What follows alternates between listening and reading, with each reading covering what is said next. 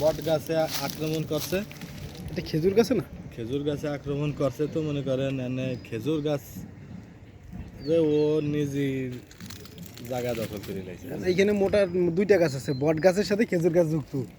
খেজুর এতদিন গাছের দেখছি সঙ্গে বট গাছ গাছে খেজুর গাছ হয় একটু সাইডে মেটে এপাশ ওপাশ, না না না, বট গাছ খেজুর গাছের সাথে যুক্ত। আর এটা হলো খেজুর গাছে বট গাছ হয়েছে। দেখছেন কিভাবে ফাঁসে যাচ্ছে? এরে ববে আরো পরে ও শিকড় ছাড়বে নিচে, বুঝছেন? সেই শিকড়েই আমার মনে হয় এই বট গাছটা কোনো না কোনোভাবে বাঁচতে যাবে, কিন্তু খেজুর গাছটা বাঁচবে না। খেজুর গাছটা যে বেঁকা বানায় লাইছে, কারণ বট গাছ 200-400 বছরও কিছু হয় না, কিছু হয় না, ও আর আরো- খেজুর গাছ এমন করেন 30 বছর গেলে আর এমনিও এক পেঁচাই রাখছে, এ সব শেষ করে ফেলাচ্ছে। আর তা আবার একটু ভালো আছে, যদি অন্য জায়গায় তো হইতো না। এই সামনে আবার নদী না, বিলের মতো খাল। বিশাল বড় খাল, ওই জায়গা থেকে পানি টানতেছে, রস টানতেছে পর্যাপ্ত পরিমাণ, বেশ চলতেছে। আর অন্য কোনো জায়গায় হলে টিকতো না। তাইলে